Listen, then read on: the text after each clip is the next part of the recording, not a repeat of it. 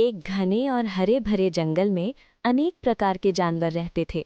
उसी जंगल का राजा था एक ताकतवर लेकिन बेहद घमंडी शेर।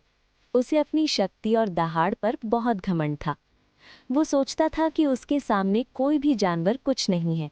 शेर अक्सर बिना कारण जानवरों को डराता और कहता, मैं जंगल का राजा हूँ, मेरी मर्जी के बिना यहाँ कोई सांस भी नहीं ले सकता। उसी जंगल में एक छोटा सा लेकिन बहुत समझदार हिरण भी रहता था। वो शांत स्वभाव का था और कभी किसी से झगड़ा नहीं करता था। हिरण जानता था कि ताकत से ज्यादा जरूरी बुद्धि होती है। वो शेर के घमंड को देखता और मन ही मन सोचता कि एक दिन ये घमंड उसे मुश्किल में डाल देगा। एक दिन जंगल में भयानक सूखा पड़ गया। नदी सूखने लगी और खाने पीने की चीजें कम हो गईं। शेर रोज शिकार के लिए निकलता, लेकिन ज्यादा दौड़ भाग के कारण वो थकने लगा। फिर भी उसका घमंड कम नहीं हुआ। उसने जंगल के सभी जानवरों को बुलाकर कहा, अब से जो भी जानवर मुझे खाना नहीं देगा उसे सजा मिलेगी। सभी जानवर डर गए, लेकिन हिरण चुपचाप खड़ा रहा। अगले दिन शेर शिकार करते करते एक गहरे गड्ढे में गिर गया।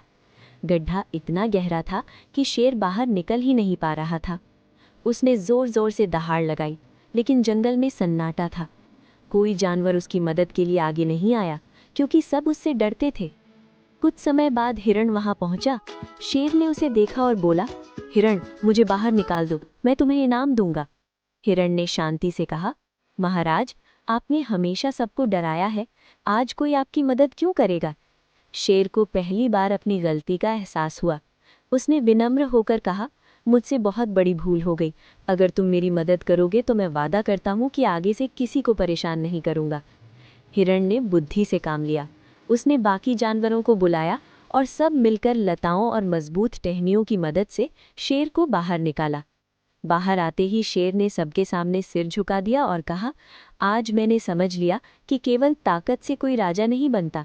सच्चा राजा वही होता है जो सबका सम्मान करे। उस दिन के बाद शेर बदल गया। वो सभी जानवरों के साथ प्रेम और न्याय से रहने लगा। जंगल में फिर से शांति और खुशी लौट आई। कहानी की सीख: घमंड इंसान और जानवर दोनों को कमजोर बना देता है।